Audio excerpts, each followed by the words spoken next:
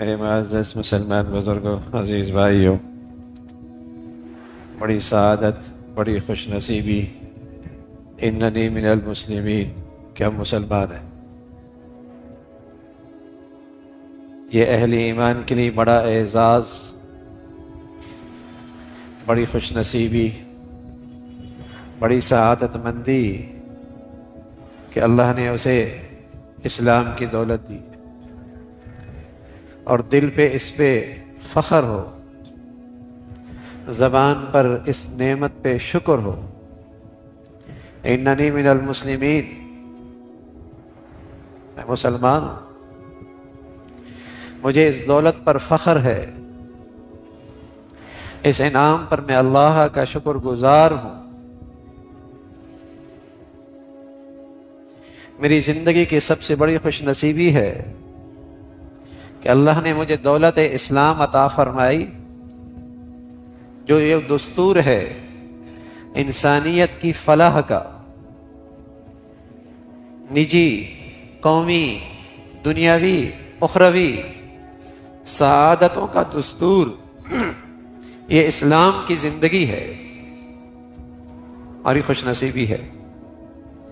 فقال اننی من المسلمین، اللہ کہہ رہا ہے اس سے اچھی بات کس کی ہو سکتی ہے کہ جسے اس دولت پر فخر ہو۔ دولت بڑھیا ہے۔ اسی اسلامی زندگی کا ایک خوبصورت پہلو ہے، خوبصورت پہلو جو پورے معاشرے کو اور پوری سوسائٹی کو اور معاشرے کی پہلی اکائی گھر کی زندگی کو محبت اور اتفاق کا گلشن بناتی۔ اسی اسلام کے دستور میں ایک خوبصورت تعلیم ہے جو پورے معاشرے اور سوسائٹی کو اور پوری سوسائٹی کی پہلی اکائی گھر کی زندگی، ان سب کو محبت اور اتفاق کا گلشن بناتی ہے، اور یہ صرف اور صرف اسلام کے دامن میں ہے، دنیا میں اس کی نظیر نہیں ملتی۔ اللہ ہمیں دولت اسلام کی اور اس تعلیمات کی قدر نصیب فرما دے۔ حسن اخلاق، اسلامی معاشرت، میں عرض کر رہا ہوں یہ حسن صرف اسلام کے دامن میں ہے، دنیا اس سے خالی ہے۔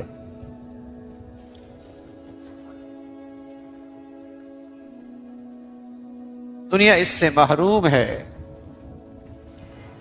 اس لیے بیٹی کے پاس گھر ہے لیکن وہ بوڑھی ماں کو اپنے گھر میں برداشت نہیں کرتی، بیٹے کے پاس دولت ہے لیکن وہ بوڑھے باپ کو اپنے گھر میں برداشت کرنے کے لیے تیار نہیں۔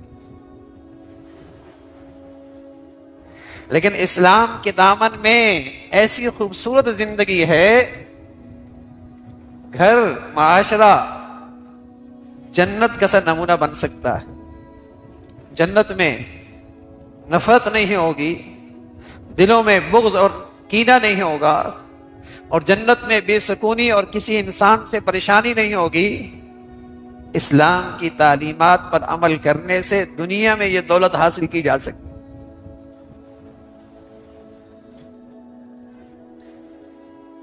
یہ اسلام ہی ہے جس کی معاشرت تواضع پہ کھڑی ہے، چھوٹے بن کے رہو، تکبر پہ نہیں، اس لیے کہ تکبر کے ساتھ مساوات اور ہمدردی نہیں آ سکتی۔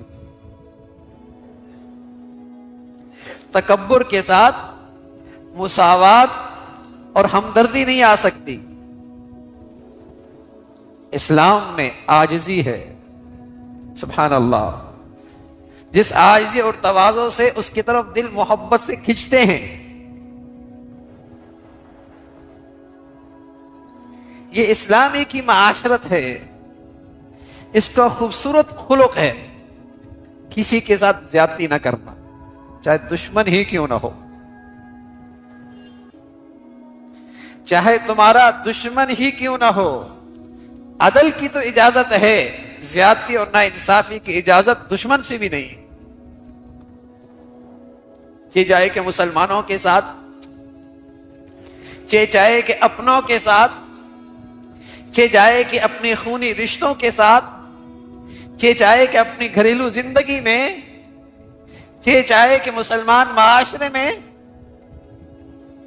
جیسے نماز فرض ہے، جیسے روزہ فرض ہے، جیسے صاحب حیثیت پر زکوٰۃ فرض ہے، اسلام کی تعلیمات کا یہ حصہ، یہ اخلاق مسلمانوں پہ فرض ہے کہ تمہاری ذات سے کسی کو تکلیف نہ پہنچے۔ لوگ اس فرض کو نہیں جانتے آج، اس لیے آج زندگیاں نہ رہیں راحت کی، بلکہ کانٹا بن چکی ہیں۔ ہر ایک سے دوسرے کو کانٹا چبھتا ہے، تکلیف پہنچتی ہے۔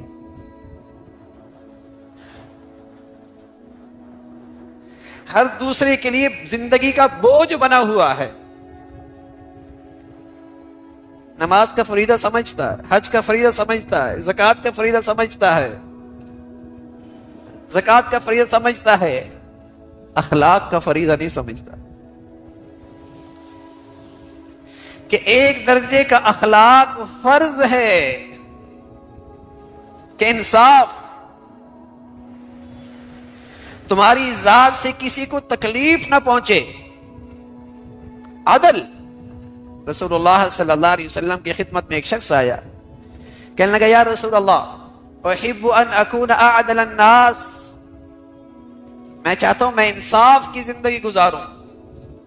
پیارے رسول صلی اللہ علیہ وسلم نے فرمایا احب للناس ما تحب لنفسک تکن اعدل الناس، تم اپنے لیے کیا پسند کرتے ہو کہ لوگ تمہارے ساتھ کیسا رویہ اختیار کریں، لوگ تمہارے ساتھ کیسا معاملہ کریں، لوگ تمہیں کس طرح عزت دیں، لوگ تمہارے ساتھ کیسا خیال رکھیں، لوگ تمہاری کیسی رعایت رکھیں، تمہارے پیٹھ پیچھے لوگ تمہارا کیسا تذکرہ کریں، لوگ تمہارے پیٹھ پیچھے تمہارا کیسا تذکرہ کریں۔ فرمایا جو تم اپنے لیے چاہتے ہو وہی دوسروں کے لیے چاہ لینا، اس کا نام اخلاق ہے، اس کا نام انصاف ہے۔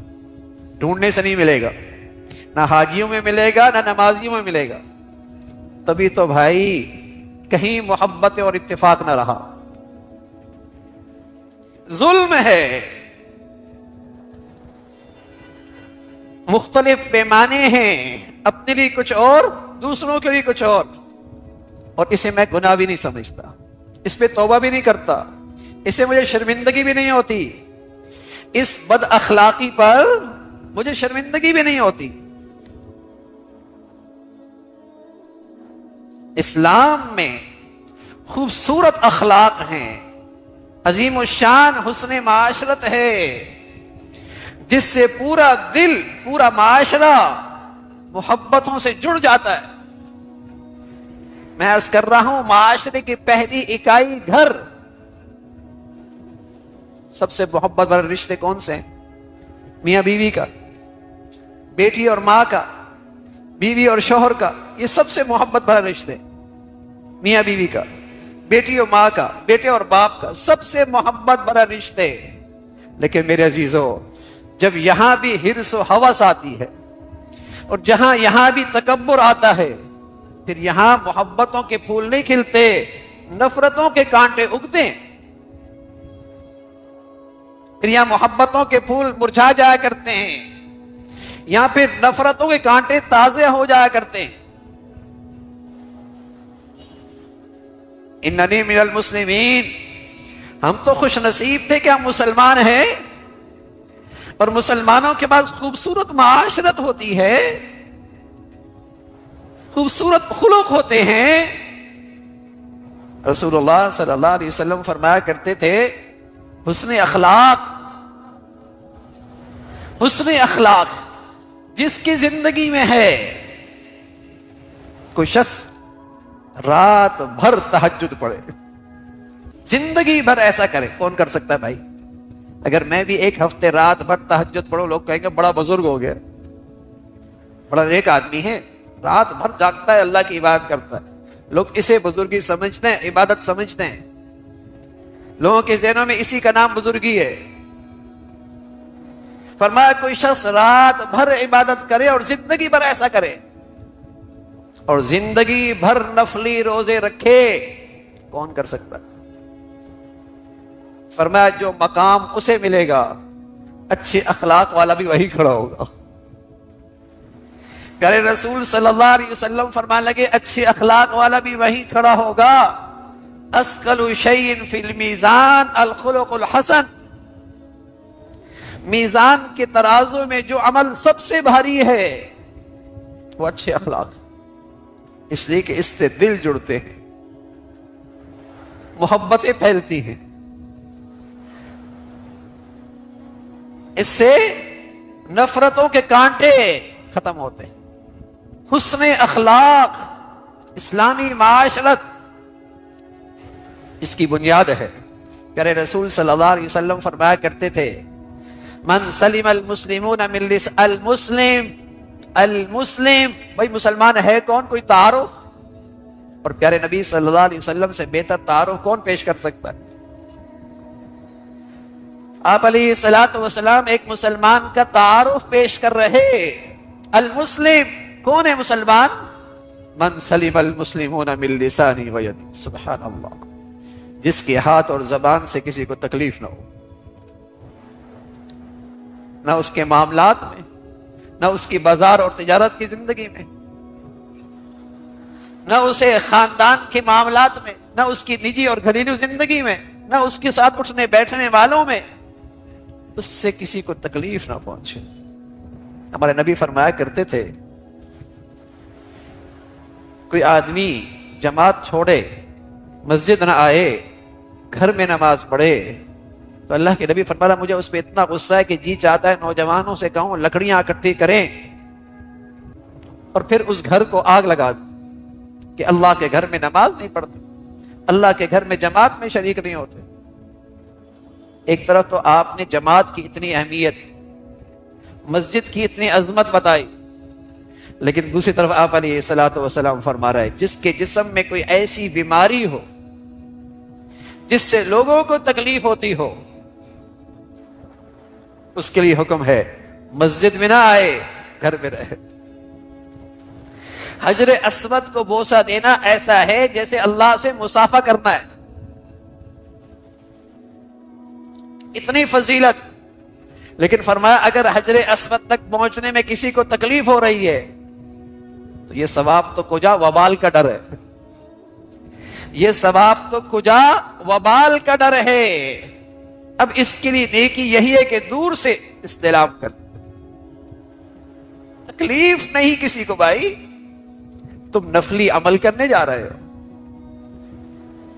اور حرام کا ارتکاب کر رہے ہو، دوسروں کو تکلیف دینا حرام۔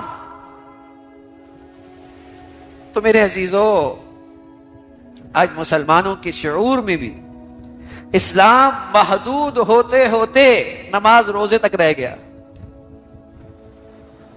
آج مسلمانوں کے ہاں بھی اسلام کا تصور مٹتے مٹتے نماز روزے تک رہ گیا۔ بازار کی زندگی میں کھوٹ، بازار کی زندگی میں خیانت، بازار کی زندگی میں غلط بیانی، ان چیزوں کا مسلمانوں سے کوئی جوڑ نہیں تھا۔ رسول اللہ صلی اللہ علیہ وسلم فرمایا کرتے تھے خائن اس کا ایمان سے کیا تعلق ہے، جھوٹا اس کا مسلمان سے کیا تعلق ہے، بددیانت اس کا مسلمان کی زندگی سے کیا تعلق، بد اخلاق، متکبر کی قرآن میں مثالی دی۔ فرعون متکبر ہے، فرعون متکبر ہے، قارون میں تکبر ہے، عاجزی پیغمبروں کا شیوا ہے، تواضع پیغمبروں کا شیوا ہے۔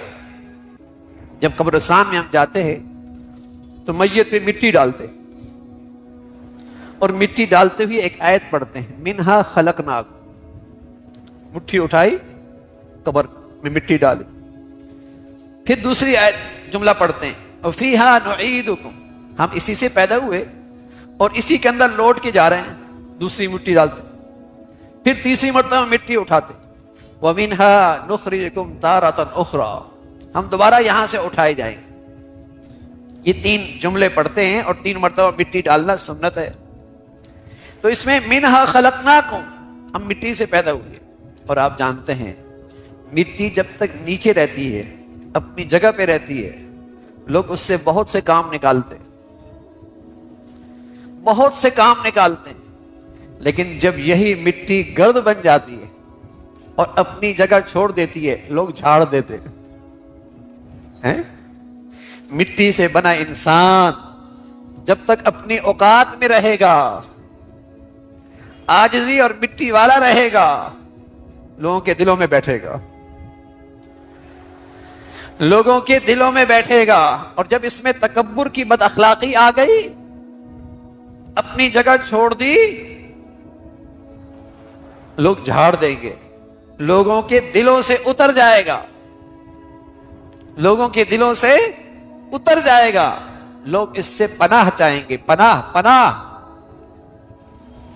تو میرے عزیزو، یہ مصیبت گھر میں ہو، گھر والوں کے لیے مصیبت، یہ مصیبت کسی معاشرے میں ہو، اس کے لیے مصیبت، کسی جماعت اور گروہ میں ہو، اس کے لیے مصیبت۔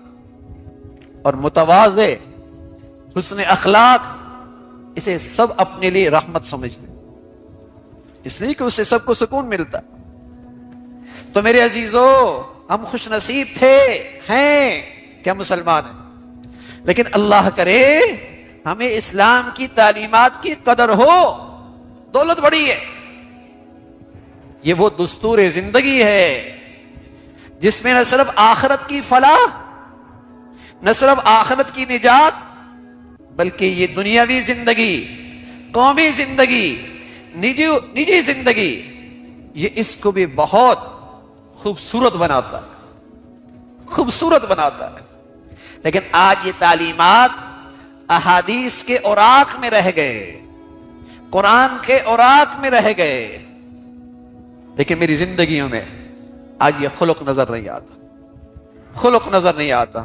حضور علیہ الصلوۃ والسلام فرمانے لگے، اللہ نے 70 اخلاقی خوبیاں اتاری، اگر کسی میں ایک بھی آ جائے اللہ جنتی بنا دے گا۔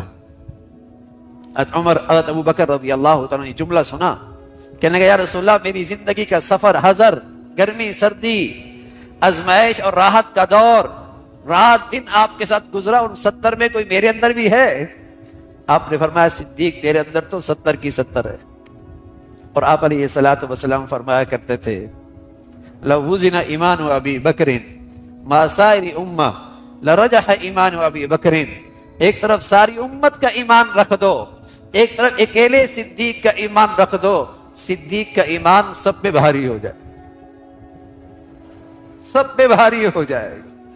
صدیق تیرے اندر تو 70 کی 70 ہیں، 70 کی 70۔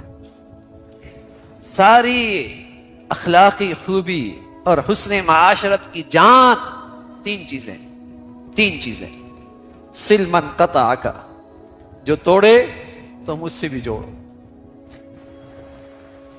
جو زیادتی کرے تو مجھ سے بھی معاف کرو، جو تمہیں نہ دے اور تمہارا حق ادا نہ کرے، تم آگے بڑھ کر اس کا بھی حق ادا کرو۔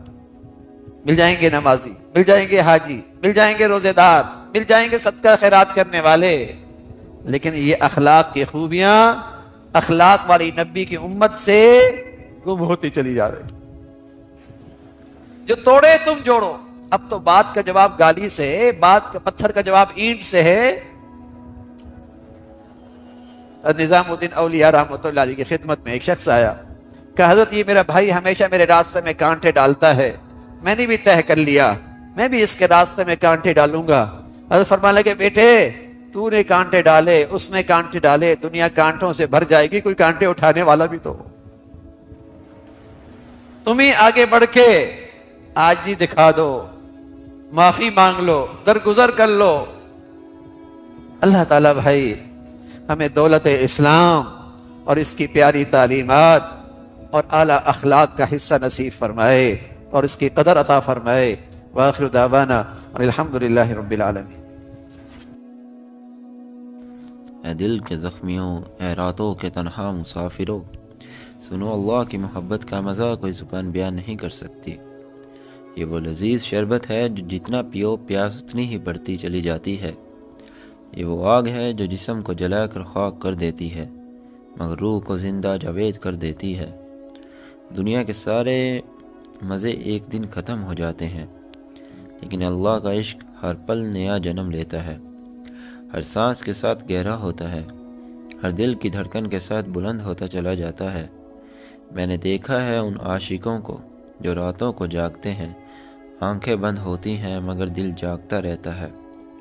جب سحری کا وقت ہوتا ہے، آسمان پر ستارے جھلملاتے ہیں، دنیا سو رہی ہوتی ہے مگر ان کا دل پکار اٹھتا ہے، اے میرے رب اب تو دور نہ جا، اب تو بات کر۔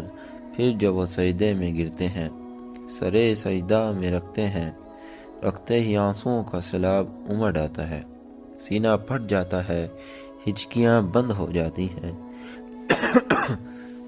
زبان پر صرف ایک جملہ ہوتا ہے، اللہ اللہ اللہ، اور دل چیخ چیخ کر کہتا ہے، اے میرے مالک اگر تو نہ ہوتا تو میں کب کا مر چکا ہوتا، اگر تیری یاد نہ ہوتی تو یہ دل کب کا پتھر بن چکا ہوتا۔ وہ جو عشق الہی میں ڈوب جاتے ہیں، ان کی آنکھیں ہر چیز میں اللہ دیکھتی ہیں، بادل دیکھتے ہیں تو لگتا ہے رحمت کا دامن پھیلا ہوا ہے، بارش کی بوند پڑتی ہے تو لگتا ہے رب کی رحمت کا قطرہ دل پر گرا، ہوا چلتی ہے تو لگتا ہے میرا رب مجھے پکار رہا ہے، اے میرے بندے آ میرے قریب آ۔ پھول کھلتا ہے تو دل پکار اٹھتا ہے، سبحان اللہ یہ رنگ کس نے بنائے، پرندہ چہاتا ہے تو کانوں میں اللہ کی تسبیح گونجتی ہے، دنیا ان کے لیے کھلی کتاب توحید بن جاتی ہے، ہر پتے ہر اللہ کا نام لکھا نظر آتا ہے، ہر ہوا کے جھونکے میں اس کی آواز سنائی دیتی ہے۔ ایک بزرگ تھے، رات بھر روتے رہے، صبح ہوئی تو شاگرد نے پوچھا، حضور ساری رات رونے کی وجہ؟ بزرگ مسکرائے، آنکھوں میں آنسو بھی ابھی تک چمک رہے تھے، فرمایا بیٹا رات کو رب نے مجھ سے کہا، اے میرے بندے میں تمہیں دیکھ رہا ہوں، تم مجھ سے دور بھاگتے ہو مگر میں تم سے 1 انچ بھی دور نہیں ہوتا۔ بس اتنا سنتے ہی دل پھٹ گیا، رونے لگا اور اب رکے نہیں۔ پھر فرمایا جب رب کی رضا کا ایک لمحہ مل جائے تو پھر جنت کی حور اور محل بھی پھیکے لگتے ہیں۔ اے نوجوانوں، اے دل کے بیماروں، یہ محبت کوئی کھیل نہیں، یہ جان مانگتی ہے، یہ سب کچھ مانگتی ہے۔ جب تک تم اپنی خواہشوں کو قتل نہیں کرو گے، جب تک گناہوں کی لاش کو دفن نہیں کرو گے، جب تک راتوں کو آنسو نہیں بہاؤ گے، تب تک یہ عشق نہیں آئے گا۔ یہ وہ آگ ہے جو پہلے دل کو جلا کر راکھ کرتی ہے، پھر اسی راکھ سے ایک نیا دل بناتی ہے جو صرف اللہ اللہ کرتا ہے۔ میں نے دیکھا ہے ان لوگوں کو جو پہلے شرابی تھے، زانی تھے، سود خور تھے، مگر جب ایک رات انہوں نے سجدے میں سر رکھا اور رو رو کر کہا، اے اللہ اگر تو معاف نہ کرے گا تو میں تباہ ہو جاؤں گا، تو رب نے ان کے دل میں اپنا عشق ڈال دیا۔ اب وہ دن رات روتے ہیں، مسکراتے ہیں، دنیا ان سے پوچھتی ہے تمہیں کیا ملا، وہ مسکرا کر کہتے ہیں سب کچھ کھو دیا مگر اللہ مل گیا۔ اب اور کیا چاہیے؟ اے میرے بھائیوں، آج اسے شروع کرو، رات کو اٹھو، 2 نفل پڑھو، ہاتھ اٹھا کر رو، کہو اے اللہ میرا دل تیرے علاوہ کسی اور کو نہ دیکھے، اے اللہ میری آنکھیں تیرے علاوہ کسی اور کو نہ مانگے، اے اللہ مجھے اپنا بنا لے، مجھے اپنی محبت دے دے، اگر تو نہ ملا تو جنت بھی جہنم لگے گی، جب تو مل گیا تو جہنم بھی جنت بن جائے گی۔ جب یہ عشق آئے گا تو تمہیں پتہ چلے گا کہ دنیا کی ساری دولت، ساری عزتیں، ساری لذتیں، سب کچھ مٹی ہے، صرف ایک چیز ہے، صرف ایک مزہ ہے، وہ ہے اللہ کی محبت کا مزہ، وہ مزہ جو کبھی ختم نہیں ہوتا، وہ مزہ جو قبر میں بھی ساتھ رہے گا، وہ مزہ جو بالصراط پر بھی کام آئے گا، وہ مزہ جو جنت میں بھی بڑھتا چلا جائے گا۔ اے اللہ ہمیں اپنی محبت عطا فرما، ہمیں اپنا قرب عطا فرما، ہمیں اپنی رضا عطا فرما، اور ہمیں اپنے سوا کسی چیز کی طلب نہ رہنے دے۔ آمین ثم آمین یا رب العالمین۔